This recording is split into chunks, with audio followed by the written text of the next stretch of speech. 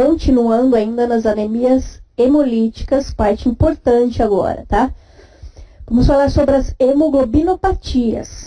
Vocês lembram, né? Molécula de hemoglobina, 4 cadeias de globina.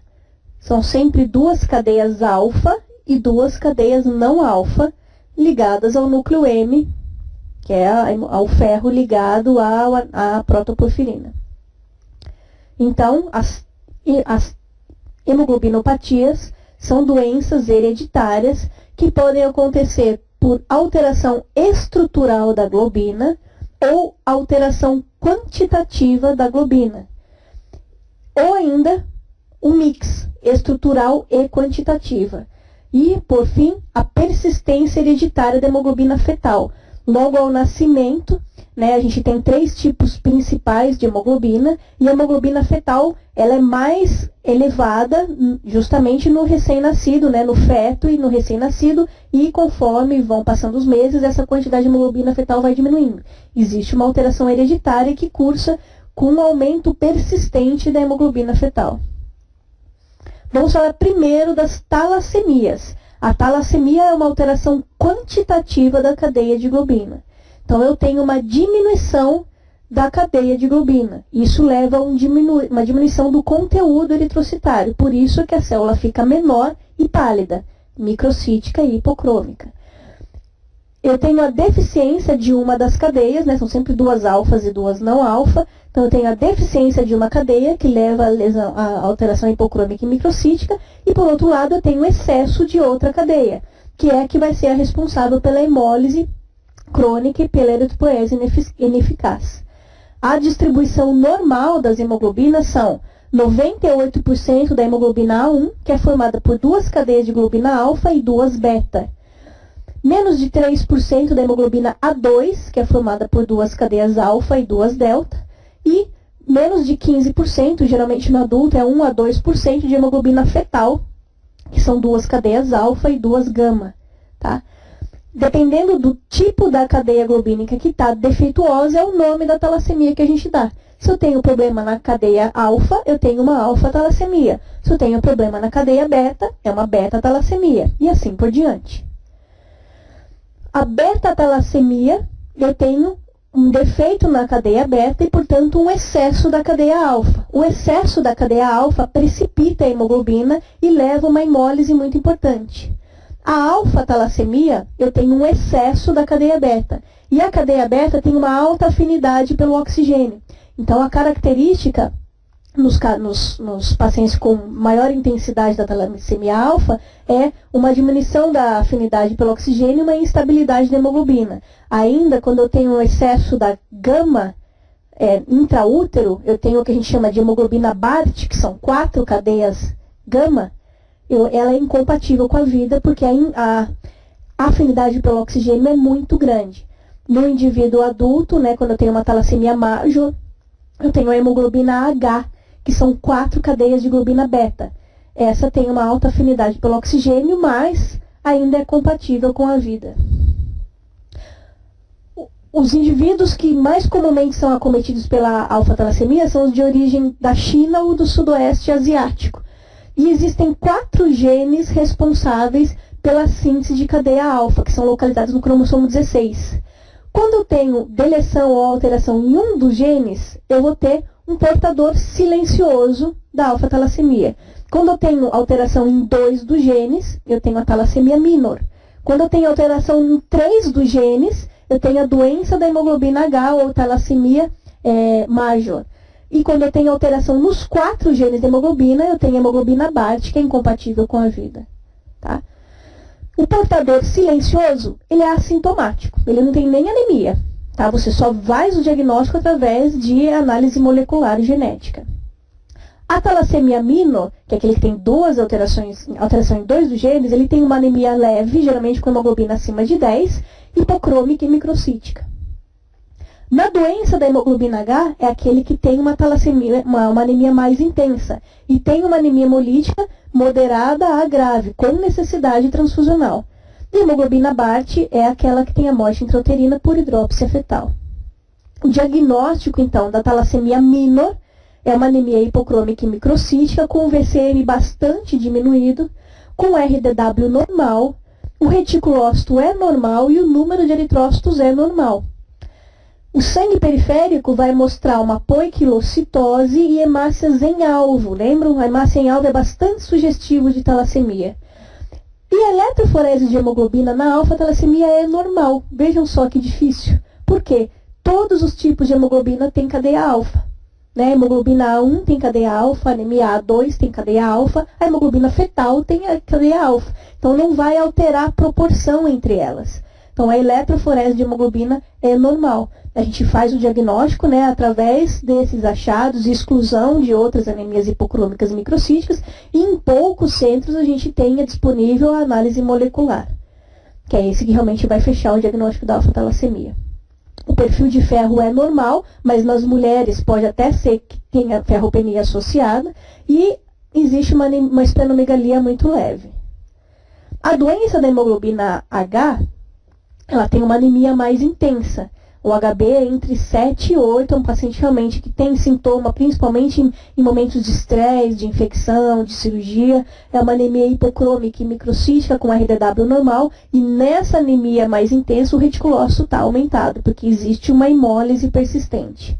O sangue periférico, a gente tem a poiquilocitose, tem hemácia em alvo e tem hemácias em bola de golfe, que é essa carinha aqui, ó. Essa é a marca da hemoglobina H. E na eletroforese de hemoglobina eu consigo identificar a hemoglobina H. Tá? Então, identificando a hemoglobina H, eu consigo, então, fazer o diagnóstico da alfa-talassemia, doença da hemoglobina H. Pode acontecer lesões ósseas, porque o estímulo da eritropoiese é muito intenso, e isso pode levar à deformidade óssea. O tratamento é uma doença hereditária, né? Então é um tratamento basicamente de suporte. Na talassemia minor, que é uma anemia muito leve, o paciente é assintomático, ele vive muito bem, obrigado, com 10 de hemoglobina, né? Eu passo a reposição de ácido fólico apenas em situações de estresse, que estão momentos que eu vou ter realmente uma hemólise um pouco mais acentuada. Na gestação, eu também faço reposição de ácido fólico, né? E quando tem associação de quadros infecciosos. A doença da hemoglobina H, que é uma manifestação mais grave, eu faço a reposição persistente de ácido fólico e faço o suporte transfusional sempre que necessário. É um paciente que, pela hemólise excessiva e pelo suporte transfusional, ele vai ter uma sobrecarga de ferro. Vocês lembram que o organismo não tem um mecanismo eficiente de eliminar excesso de ferro. Então, eu tenho que fazer a quelação de ferro com medicamentos quelantes de ferro. Tá? Porque o ferro em excesso é tóxico e vai trazer prejuízo para esse indivíduo. E eu vou evitar drogas oxidantes, porque a membrana desse eritrócito é mais sensível pela precipitação da hemoglobina. Tá? Então, evitar as drogas oxidantes que vão ativar ainda mais a hemólise. Beta-talassemia. Predominante é a chamada, né, a famosa anemia do Mediterrâneo, porque há o predomínio mais em indivíduos da costa do Mediterrâneo, italianos e gregos. Existem 2 genes alelos no cromossomo 11 que é responsável pela síntese da cadeia beta de globina. Quando eu tenho a mutação em um alelo, eu tenho uma síntese diminuída da cadeia beta, que eu chamo de beta mais talassemia, ou é a beta-talassemia minor. Quando eu tenho a mutação em 2 dos genes, são mutações pontuais, eu posso ter 2 mutações leves, ou uma mutação leve ou uma grave, eu vou ter a beta-talassemia intermédia. E quando eu tenho 2 mutações nos genes em homozigose, mutações graves, eu vou ter a ausência da cadeia beta, que a gente chama de beta-0 talassemia major. O traço talassêmico, a talassemia minor, é como a alfa-talassemia minor. São indivíduos assintomáticos com anemia discreta, HB acima de 10. A talassemia intermédia funciona mais ou menos como a doença da hemoglobina H. É uma anemia moderada, com necessidade transfusional em período de estresse. Mas a eritropoese extramedular é uma coisa que acontece na beta-talassemia. Por quê? Né? Se eu tenho falta da cadeia beta, eu tenho um excesso da alfa que dá um estímulo hemolítico muito grande. Ela precipita e lesa a membrana celular. Então, eu tenho um estímulo de eritropoese muito grande. E, inclusive, a eritropoese extramedular. Ou seja, começa a ser produzido eritrócito no baço, no fígado, ou até eu posso ter focos de eritropoese medular em outras partes do organismo. A talassemia major é que é o grande problema. São indivíduos que têm uma hemoglobina ao redor de 3, que já começa a se manifestar depois dos 6 meses de nascimento. Até os 6 meses eu tenho uma quantidade muito grande de hemoglobina fetal. Depois disso, a hemoglobina fetal começa a diminuir, então começa a se manifestar realmente a beta-talassemia. Eu tenho um estímulo muito grande da eritropoese com deformidades ósseas. Eu tenho uma hepatosplenomegalia por eritropoese extramedular muito grande.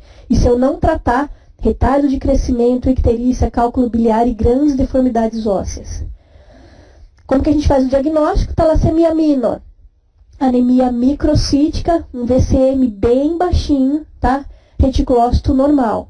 Poiquilocitose e hemácias em alvo no sangue periférico. Eu tenho hemólise um pouquinho nesses indivíduos, eu posso ter pontilhado basófilo. Eletroforese de hemoglobina, eu tenho um aumento da hemoglobina A2, formada por 2 cadeias alfa e 2 cadeias delta. Por quê? A hemoglobina A1 está um pouquinho diminuída, porque eu não tenho cadeia beta, certo? Talassemia intermédia, ou a hemoglobina é entre 7 e 9. Eu tenho uma esplenomegalia por eritropoese extramedular. Eu tenho sobrecarga de ferro porque eu tenho uma hemólise persistente, então eu tenho um aumento da absorção de ferro. E também tenho uma eritropoese ineficaz. Como esses indivíduos muitas vezes precisam do suporte transfusional, tem que ser monitorizado quanto à necessidade da quelação de ferro. E a talassemia major, que é a hemoglobina entre 3 e 4, com reticulocitose, com eritroblasto circulante, inclusive com leucocitose, e na eletroforese de hemoglobina eu tenho ausência da hemoglobina A1, e uma quantidade variável de hemoglobina F e hemoglobina A2. Como que a gente trata? Suplemento de ácido fólico para todo mundo. Suporte transfusional na talassemia major é imperativo. Eu tenho que fazer um suporte transfusional para manter a hemoglobina ao redor de 9, para que esse indivíduo possa ter um crescimento adequado e evitar as deformidades ósseas. Feito o diagnóstico na infância, começa o programa transfusional. Obrigatoriamente, começa a quelação de ferro assim que houver detecção do excesso de ferro nesses indivíduos. Se eu tiver na anemia na talassemia intermédia uma necessidade transfusional muito alta, né, às vezes a esplenectomia ajuda a diminuir essa necessidade transfusional. O transplante de medula óssea é considerado, em alguns casos, da talassemia major. É o único tratamento curativo, de fato, e como um tratamento muito agressivo, de alta mortalidade, é indicado para casos só realmente da talassemia major. Diagnóstico diferencial das talassemias são as anemias hipocrômicas e microcíticas, e a principal delas é a anemia ferropriva. Então, anemia ferropriva, o número de eritrócitos está diminuído, na talassemia está normal. O reticulócito na anemia ferropriva está diminuído, na talassemia está normal ou aumentado. O RDW, né, aquele índice de alteração de tamanho dos eritrócitos, está aumentado na anemia ferropriva e normal na talassemia. Né, ele pode estar alterado só na talassemia major. Sangue periférico, anisocitose na anemia ferropriva, hemácias em alvo nas talassemias. Eletroforese de hemoglobina, normal na anemia ferropriva e normal na alfa-talassemia ou alterada nas outras talassemias. Perfil de ferro, ferropenia, obviamente, na anemia ferropriva, e na talassemia, se for a talassemia minor, ele pode ter situações que eu tenha perfil de ferro diminuído, maior parte das vezes o perfil de ferro normal, ou nas talassemias intermédia e major, o perfil de ferro está elevado. Chega de talassemia, agora doença falciforme. É outra hemoglobinopatia, mas essa é uma hemoglobinopatia estrutural e não quantitativa. No cromossomo 11, local da síntese de hemoglobina, da cadeia beta de globina, existe uma troca no códon 6, a valina entra no lugar da glutamina. Isso vai resultar na troca da timidina, da adenina, né, pela timidina. E isso resulta para mim na formação da hemoglobina beta-S, que é uma cadeia beta alterada. Então, a doença falciforme é uma doença hereditária autossômica que em homozigose causa a anemia falciforme, que a gente chama de hemoglobina SS. Né? Essa beta-hemoglobina S vai causar algumas alterações que levam à formação das hemácias em foice. É isso que a gente vai ver agora. A hemoglobina S, que é uma cadeia beta defeituosa, ela apresenta uma diminuição da carga negativa, o que lentifica a formação do tetrâmero. Né? As cadeias de globinas elas são meio torcidas, elas formam um tetrâmero. e ela tem um aumento da hidrofobicidade, então elas são um pouco solúveis. A hemoglobina S não ligada ao oxigênio, ela é insolúvel realmente. E isso vai formar fibras de polímeros de hemoglobina, que levam à deformidade da hemácia.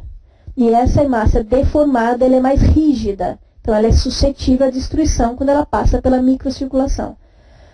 A hemoglobina S também é instável. Ela tem uma diminuição do potencial de oxirredução com lesão oxidativa da membrana e hemólise. Esquematicamente, hemoglobina desoxigenada e no ambiente, né, que gera uma desidratação, vai levar à formação dos polímeros de hemoglobina. Quanto maior a concentração de hemoglobina S na hemácia, maior a formação desse polímero. Isso vai levar a uma lesão da membrana da hemácia, gerando a hemácia em foice. E essa hemácia em foice, ela leva a uma hemólise, uma destruição precoce do eritrócito e, como ela é mais rígida, ela leva a fenômenos vasoclusivos. Quanto maior a vasoclusão, menor a oxigenação, e isso é um ciclo vicioso. Mais um esquema para memorizar bem: defeito genético, né, troca da adenina pela timidina, formação da hemoglobina beta-S. Essa hemoglobina S em solução no ambiente adequadamente oxigenado. Num ambiente desoxigenado, forma-se o polímero. Esse polímero deforma o eritrócito, formando a hemólise e o fenômeno vasoclusivo. Essa é a fisiopatologia da anemia falciforme. Interfere na severidade das crises vasoclusivas ou crises hemolíticas. A concentração de hemoglobina S, quanto maior a concentração, pior. Por isso que a anemia falciforme mesmo, que é a alteração genética em homozigose, é mais severa. A concentração de hemoglobina F, quanto mais hemoglobina F, menos hemoglobina S. Então, menor a intensidade das crises. A presença de outras alterações de hemoglobina são protetoras, porque eu diminuo a concentração de hemoglobina S. Eu posso ter casamentos aí de traço falciforme com talassêmicos, que geram para mim um indivíduo S-beta-talassêmico, S-delta-talassêmico, uma hemoglobinopatia SC, que são combinações de hemoglobinopatia S com outra hemoglobinopatia. A hipóxia piora, então, a formação de polímeros, sempre que eu tiver situação de hipóxia, sempre que eu tiver acidose, né, nos quadros infecciosos graves, eu vou ter uma piora dos fenômenos vasoclusivos, e a infecção é um grande vilão, né, para desencadear as crises nos indivíduos falciformes. Tenho 4 manifestações da anemia falciforme. A primeira é a anemia hemolítica, pelo mecanismo que a gente já viu, lesão oxidativa da membrana. Crises álgicas, que acontecem por fenômenos vasoclusivos. Complicações crônicas sistêmicas e complicações agudas, que a gente vai ver algumas. A anemia hemolítica, a gente observa já a partir do 1º ano de vida, justamente quando acontece a diminuição da concentração de hemoglobina F. Começa uma hemólise crônica. Então, a anemia falciforme é um indivíduo que tem uma hemoglobina entre 7 e 8. Ponto. Vai ser assim para sempre, né? Não adianta a gente querer deixar o indivíduo com hemoglobina 8 e 9, porque isso não vai fazer diferença para ele, tá? Tem uma hemólise crônica, então além dessa diminuição de hemoglobina, eu tenho um aumento de reticulócito, aumento de DHL, aumento de bilirrubina e diminuição de aptoglobina, de forma persistente. O excesso de bilirrubina me propicia a formação de cálculo biliar, muitas vezes em crianças. E no 1º ano de vida, eu ainda posso ter uma esplenomegalia, né, que é um local de eritropoese extramedular. Mas ao longo do tempo, por fenômenos vasoclusivos pequenos no baço, esse baço vai diminuindo de tamanho até que no indivíduo adulto, né, a partir de 5 anos de idade, você vê um indivíduo que você não detecta mais o baço. Ele faz uma autoesplenectomia por repetidos fenômenos vasoclusivos no baço. A manifestação clínica mais frequente são os infartos ósseos, que são as crises álgicas. Nos 2 primeiros anos de vida, é muito comum essa síndrome que a gente chama de síndrome mão-pé, ou dactilite, que são infartos ósseos falangianos. Então, a criança vem com muita dor, chorando de dor, com a mãozinha e o pezinho inchado, né? Que é a dactilite, fenômeno vasoclusivo nas falanges ósseas. Após os 2 anos de vida, são as crises dolorosas, que podem ser desencadeadas pelo frio, por infecção, na mulher por menstruação, ingestão de bebida alcoólica, por nenhum motivo, né? São várias as situações que a gente pode ter a manifestação de crise dolorosa. E a dor ela pode ser difusa, dor óssea difusa e dor localizada. E de intensidade variável, né? É muito comum as crises álgicas de forte intensidade. E é muito comum a visita do paciente com anemia falciforme no pronto-socorro por queixa de dor.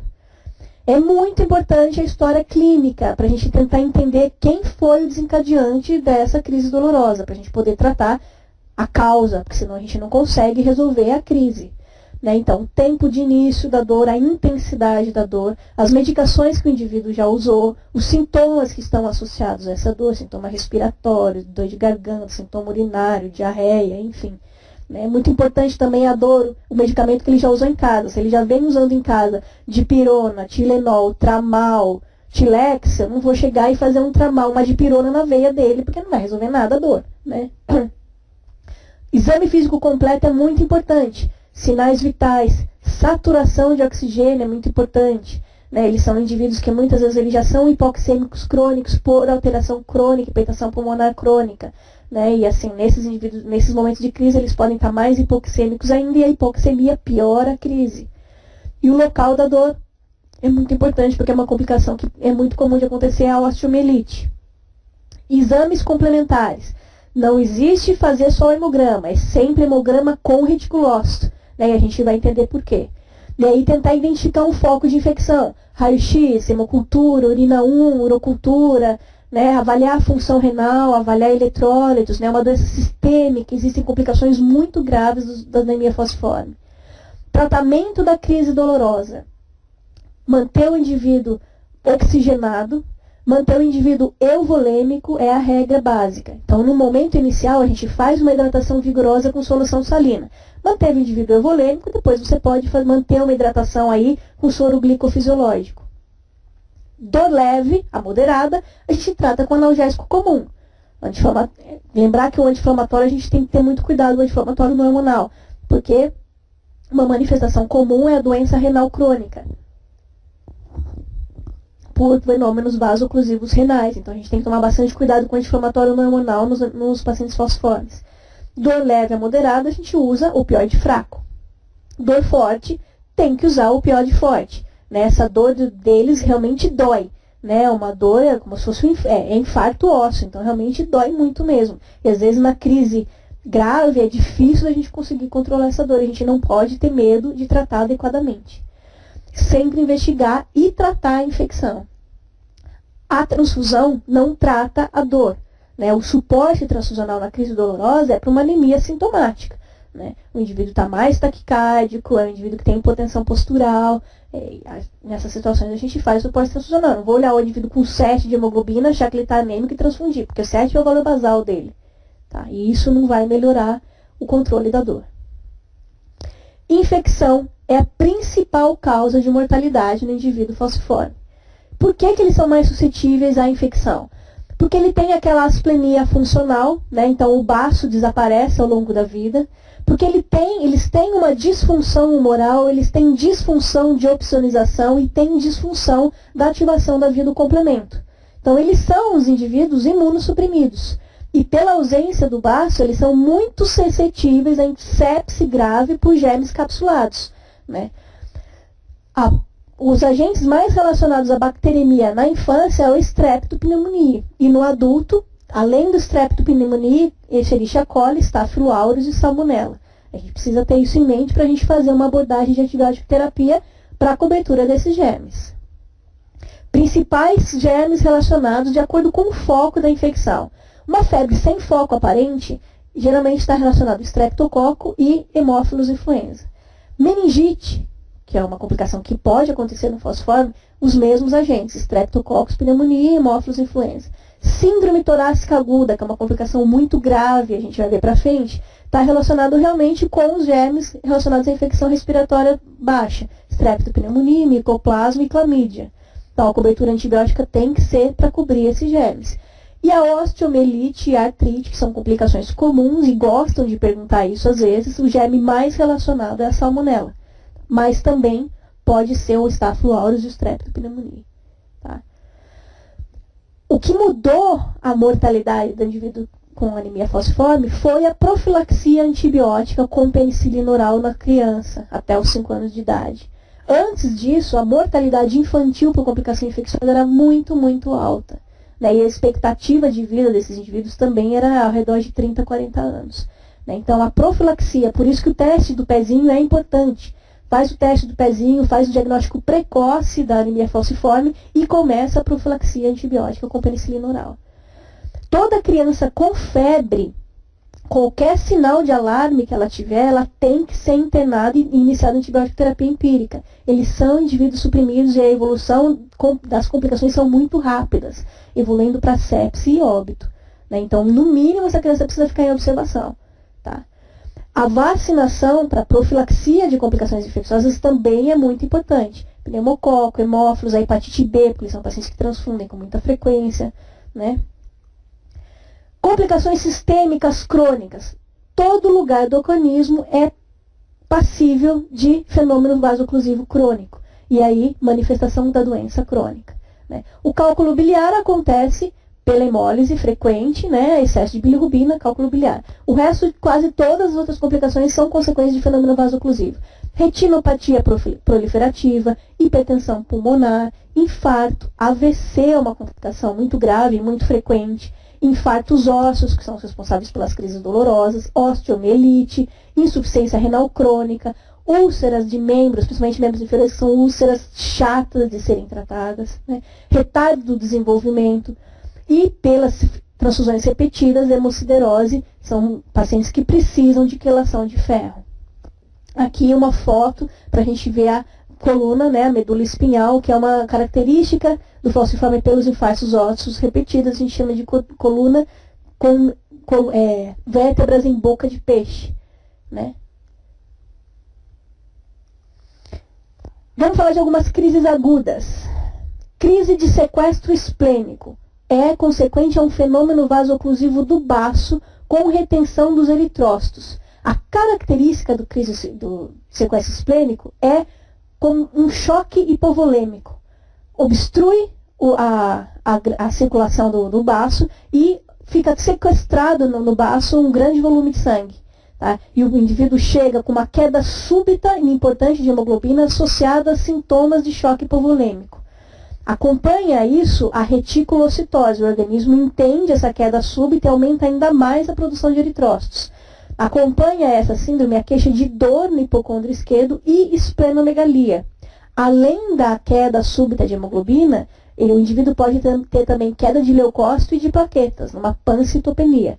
E os sinais e sintomas de hipovolemia. Essa complicação acontece principalmente em crianças, porque elas ainda têm o baço.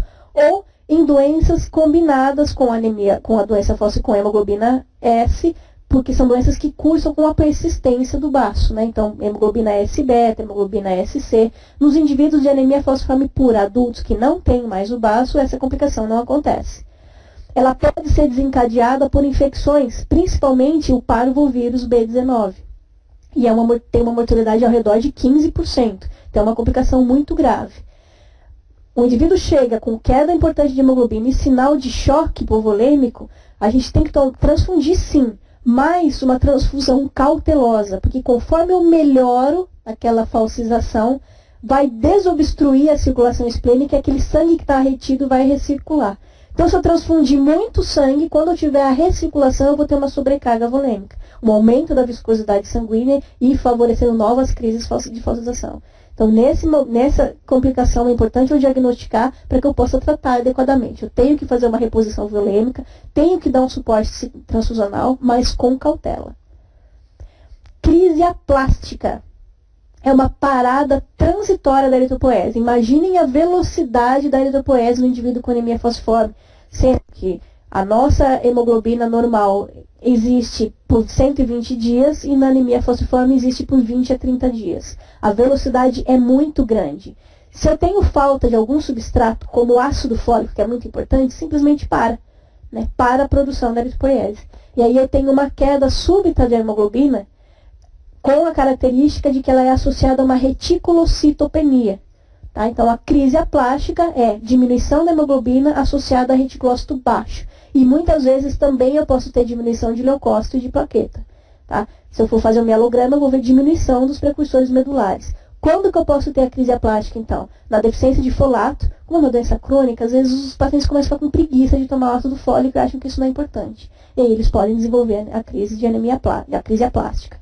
Ou associado pelo parvovírus B19. A infecção pelo parvovírus atinge justamente a eritropoese, parando a produção dos eritrócitos, desencadeando essa crise aplástica. Tem que ser feito o suporte transfusional e o tratamento de acordo com os sintomas. Se for a deficiência de ácido fólico, a reposição do ácido fólico. Síndrome torácica aguda. Qual que é a definição dessa complicação? É a presença de febre associada à dor torácica, dor crisiálgica, principalmente na região torácica, que é acompanhada de leucocitose. Todo indivíduo falciforme, eles nunca vão ter 8, 9 mil leucócitos, tá? Eles sempre têm uma leucocitose leve pelo estímulo constante medular. Tá? Então, 14, 15 mil geralmente é o padrão do paciente com anemia falciforme. Mas eles têm uma piora dessa leucocitose associada a uma nova imagem radiológica pulmonar. Isso é síndrome torácica aguda. E é a segunda causa de hospitalização e a principal complicação perioperatória dos indivíduos com doença falciforme. É desencadeada por infecção, pode ser desencadeado por embolia gordurosa, quando eu tenho crise álgica, né, infarto ósseo grave, eu posso ter embolia gordurosa, infarto pulmonar e microatelectasias. É uma doença muito grave, de mortalidade alta, e que tem que ser feito o diagnóstico e o tratamento adequado. O diagnóstico diferencial é uma pneumonia simples, a embolia gordurosa sem a síndrome torácica e o infarto ósseo da caixa torácica. Tratamento: antibiótico, analgesia potente, porque se eu não faço analgesia, o indivíduo não consegue ventilar adequadamente, então eu tenho que ter uma analgesia adequada. O suporte ventilatório, seja com catéter de oxigênio, seja com ventilação não invasiva ou até ventilação mecânica, dependendo da gravidade do paciente. Tenho que manter o indivíduo euvolêmico e o principal, suporte transfusional para manter a hemoglobina S abaixo de 30%. Nos indivíduos, eles, geralmente na crise de síndrome torácica aguda, ele já tem uma piora da hemólise, eles já chegam com mais anemia. Então, às vezes eu posso só oferecer um suporte transfusional. Mas aqueles indivíduos, por exemplo, às vezes que têm S-beta-talassemia, ou que tem chegam com uma anemia, uma hemoglobina mais alta, 7, 8, às vezes eu preciso inclusive fazer um procedimento que chama eritrocitaférese. Ou seja, eu retiro hemácia dos indivíduos e infundo hemácia normal, para diminuir a concentração de hemoglobina S. Isso é fundamental para o tratamento adequado da síndrome torácica aguda. Porque aí eu vou diminuindo a concentração de hemoglobina S e eu diminuo os fenômenos vasoclusivos e as complicações. Então, nessa complicação grave é suporte transfusional para manter a hemoglobina S abaixo de 30, antibiótico, analgesia e ventilação adequadas. É muito importante a prevenção da síndrome torácica aguda, com vacina dos germes mais relacionados às infecções respiratórias, o suporte transfusional crônico, quando nos indivíduos que eu tenho infecções graves repetidas, e recentemente a hidroxiureia, que é um medicamento que, eu vou explicar para frente, ele diminui os episódios de complicações graves. Priapismo. O que é o priapismo? É uma ereção involuntária, dolorosa e sustentada. Ela inicia entre os 12 e 20 anos e quase 90% dos homens terá pelo menos uma vez uma crise de priapismo. É uma emergência médica. Por quê?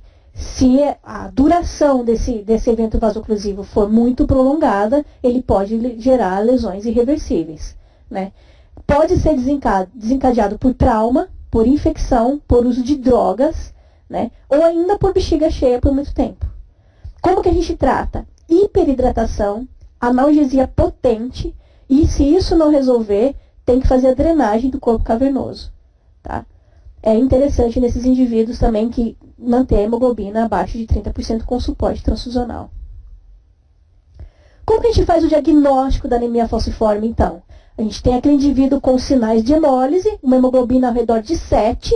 No sangue periférico, a gente tem a presença de hemácias em foice, muitas vezes tem eritroblasto circulante, porque a hemólise é realmente intensa, e a presença do corpúsculo de Raul e Joly sempre que eu tiver aquela autoesplenectomia.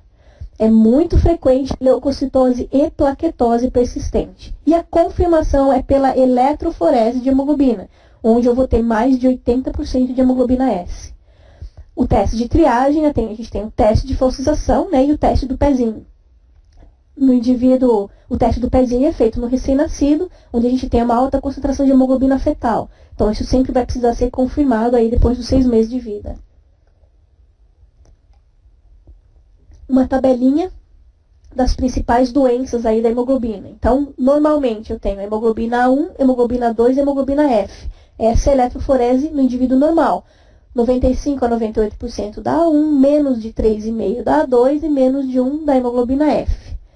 No indivíduo com traço falciforme, ou seja, ele é heterozigoto para a cadeia beta-S, ele tem 50 a 60% da A1 e 35 a 40% da hemoglobina S. Menos de 50% da hemoglobina S e hemoglobina A2 normal. Esse é o indivíduo com traço falciforme.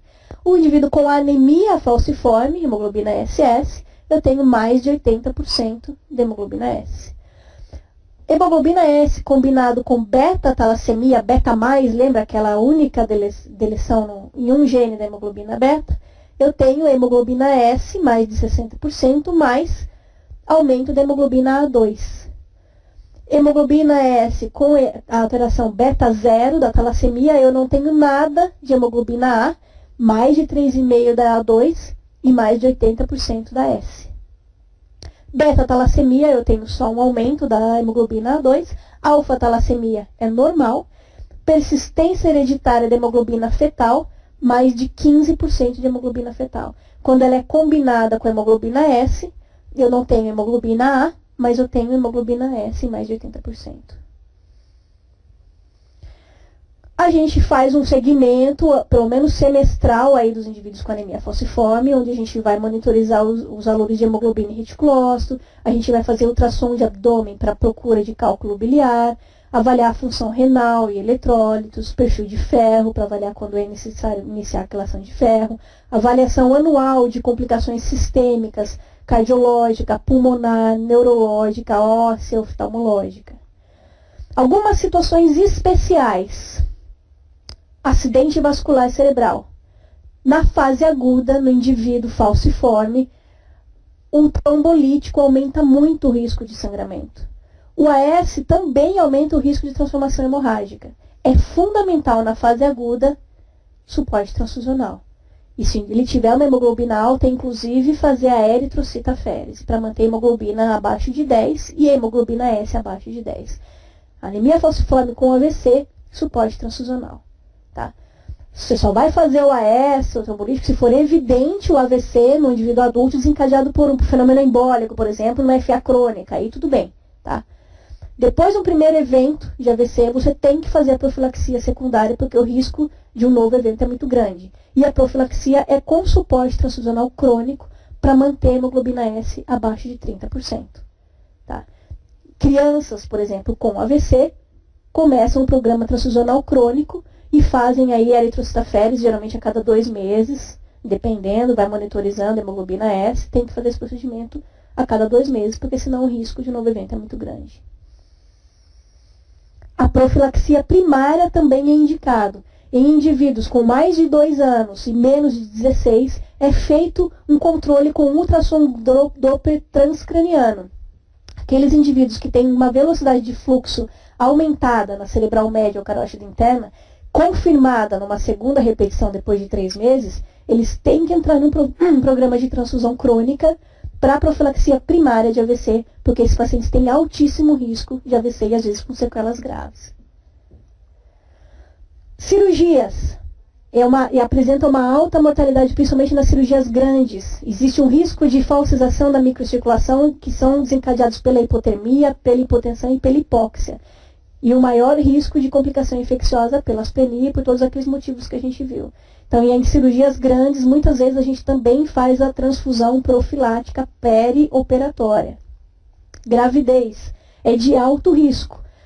A mulher falciforme tem alto risco de abortamento, de prematuridade, de retardo de crescimento intrauterino, alto risco de toxemia gravídica, de tromboflebite, de trombose, alto risco de complicação infecciosa, né? E sempre que essa mulher ficar internada, ela tem que fazer a profilaxia farmacológica para fenômeno de trombose.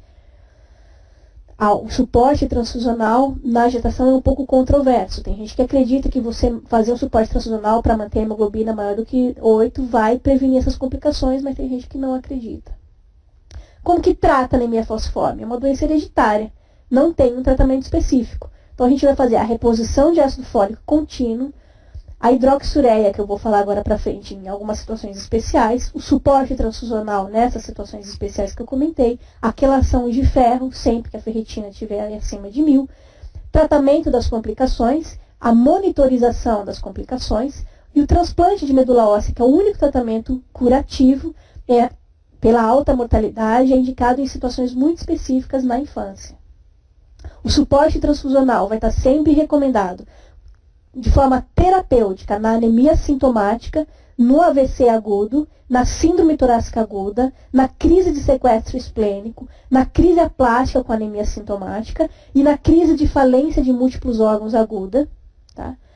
E de forma profilática em perioperatório de grandes cirurgias, na profilaxia primária ou secundária do AVC e nessas outras situações quando a hidroxureia não resolver. Profilaxia de síndrome torácica aguda, profilaxia de crises dolorosas graves e frequentes, profilaxia de priapismo recidivante. Hidroxureia, o que esse medicamento faz? Ela aumenta a concentração de hemoglobina fetal. Aumentando a concentração de hemoglobina fetal, ela diminui a hemoglobina S. Isso diminui os fenômenos vasoclusivos da anemia falciforme. Ela também é um agente citotóxico, ela diminui os leucócitos, a quantidade de leucócitos de plaquetas. No fenômeno vasoclusivo, além da deformidade do eritrócito e da rigidez, existe todo um mecanismo de aderência ao endotélio que é relacionado ao número de leucócitos e a moléculas de adesão e a inflamação do endotélio. Quando eu diminuo a quantidade de leucócitos, eu também, é mais uma forma que eu ajudo na prevenção desses fenômenos vasoclusivos. Quando que está indicado a hidroxureia? No paciente que teve pelo menos uma síndrome torácica aguda, se ele teve uma vez, ele tem mais risco de ter outra, e a mortalidade é mais de 30% nessa complicação. Naqueles indivíduos que têm crises dolorosas frequentes, mais de 2 por ano, em um único fenômeno vasoclusivo grave, qualquer órgão é passível de fenômeno vasoclusivo grave, né? Encéfalo, fígado, baço, múltiplos órgãos, tá? E na anemia grave com alta necessidade transfusional. Essas 4 situações são indicação do uso profilático da hidroxureia. O traço falciforme é um paciente heterozigoto. É importante você identificar para você fazer o aconselhamento genético adequado. Ele não apresenta crise vasoclusiva, ele não tem risco adicional a cirurgias, anestesia ou a gestação. Tá? O que pode acontecer no traço falciforme, principalmente em situações de estresse, de infecção, internação, pode acontecer microinfartos renais, com hematúria, por infarto da papila renal. E exercícios extenuantes, como aqueles treinamentos militares, por exemplo, existe um aumento do risco de morte súbita, por fenômeno vasoclusivo e rabdomiólise. Tá? Quadros infecciosos graves ou altas atitudes, existe também um risco aumentado de infarto esplênico. Então é importante o diagnóstico desse indivíduo para que ele possa tomar esses cuidados. Hemoglobinopatia AC é importante para um diagnóstico diferencial, né? Também é uma mutação genética autossômica na cadeia beta, só que a glutamina é trocada pela lisina. O indivíduo heterozigoto é assintomático, mas o homozigoto diminui a sobrevida da hemácia, porque a hemoglobina CC ela forma cristais e aumenta a rigidez da membrana da hemácia. Esses indivíduos apresentam uma anemia leve com esplenomegalia e eles não apresentam crises álgicas. Vamos fazer algumas questões? Homem de 30 anos apresenta quadro de priapismo e necrose ascética da cabeça de fêmur. Dados que seguem, aquele que será encontrado com maior probabilidade nesse paciente é esplenomegalia, teste de Cumbis positivo, hipergamaglobulinemia monoclonal, anticoagulante lúpico positivo ou osteomielite por salmonela. priapismo mais necrose acética da cabeça do fêmur, a gente tem que pensar em anemia falciforme, né? Fenômeno vasoclusivo do pênis e do fêmur. Espera-se uma autoesplenectomia no indivíduo adulto. Então, ele não tem esplenomegalia. O teste de Cumbres é negativo porque não tem hemólise autoimune. É comum a complicação infecciosa. Então, a osteomielite acontece, inclusive, pela frequência aí aumentada de infarto ósseo. E o agente mais comumente relacionado no falciforme é a salmonela. A hipergamaglobulinemia podia até levar ao priapismo, mas não à osteonecrose, né? E o anticoagulante lúpico está relacionado ao quadro de trombose e não aí a priapismo ou osteonecrose. Então, a alternativa que se encaixa melhor é a osteomielite por salmonela. Uma adolescente de 13 anos de idade foi internada com história de icterícia, febre e dor em base do hemitórax esquerdo há 12 horas. Ao exame, icterícia, estertores de crepitação fina em base do hemitórax esquerdo e esplenomegalia. Hemograma, hemoglobina de 6, hematócrito de 18, glóbulo branco 2.500, 62% segmentado, 12% de bastão, 19% de linfócito e plaqueta de 400.000. Na eletroforese de hemoglobina, hemoglobina S de 82%, hemoglobina F de 16% e hemoglobina A2 de 2%. Eletroforese da mãe e do pai mostraram hemoglobina A, S, A2 e F. Diagnóstico é anemia falciforme e persistência hereditária da hemoglobina fetal, sendo a última responsável pela persistência do baço até essa idade. Uma boa. Beta-S talassemia e o quadro agudo é compatível com síndrome torácica. Teria que ter uma hemoglobina A2 maior do que 3,5, né? Traço falciforme, anemia hemolítica autoimune associada à pneumonia. Nossa, quanta coisa junta, né? Traço falciforme teria menos de 50% de hemoglobina S. Beta-S talassemia e persistência hereditária da hemoglobina fetal, e o quadro agudo deve-se ao infarto esplênico. Beta-S talassemia mais persistência hereditária da hemoglobina fetal, muita informação junto, mas teria que ter aumento da A2, né? Que ele não tem. A pneumonia pode estar realmente desencadeando essa síndrome torácica aguda que parece que essa criança tem. A esplenomegalia pode realmente estar associada a alguma outra hemoglobinopatia associada à hemoglobina S. A anemia e a leucopenia estão associadas aí a esse aumento do baço. Mais de 80% de hemoglobina S, menos de 3,5% de hemoglobina A2 e mais de 15% de hemoglobina F, lembrando daquela tabelinha, a gente vai encontrar aqui na última linha, a persistência hereditária da hemoglobina fetal associada à hemoglobinopatia S, onde eu tenho mais de 80% de hemoglobina S e mais de 15% de hemoglobina F e menos de 3,5% de hemoglobina A2, que é o que essa criança tem. Ela tem uma anemia falciforme e persistência hereditária da hemoglobina fetal, sendo essa última responsável pela persistência do baço até essa idade. Provavelmente ela está complicada aí com uma pneumonia, né, que está gerando toda essa piora da anemia e piora clínica. Criança com 18 meses de idade tem diagnóstico de anemia falciforme desde os 7 meses. Apresenta-se pálida, hipoativa, taquicárdica, com baço palpável a 7 centímetros do rebordo costal esquerdo. A hemoglobina habitual é 7,5 e a atual é de 3,8. Recebeu transfusão de hemácia de 10 ml por quilo e a hemoglobina de controle foi de 7. Rendeu bem, né? Uma transfusãozinha só, foi de 3,5 para 7. O diagnóstico mais provável é crise aplástica, crise torácica, crise hemolítica, sequestro esplênico ou hiperesplenismo. Ele não está falando do reticulócito aqui, que era uma coisa que ajudava bastante, né? Se fosse crise aplástica, por exemplo, teria que ter o reticulócito baixo. Embora, ó, ela está pálida, hipoativa, taquicárdica, com baço palpável, né? Numa anemia falciforme, não é uma coisa que é habitual. E a hemoglobina caiu muito e recuperou rápido com pouca transfusão. Isso faz lembrar a gente da crise de sequestro esplênico, né? Um aumento do baço, uma piora súbita da hemoglobina, eu transfundo com cautela, eu resolvo a vasoclusão da circulação esplênica e o baço libera o sangue para a recirculação. Tá? Então, a alternativa correta é o sequestro esplênico. Dúvidas? Tudo entendido? Que bom.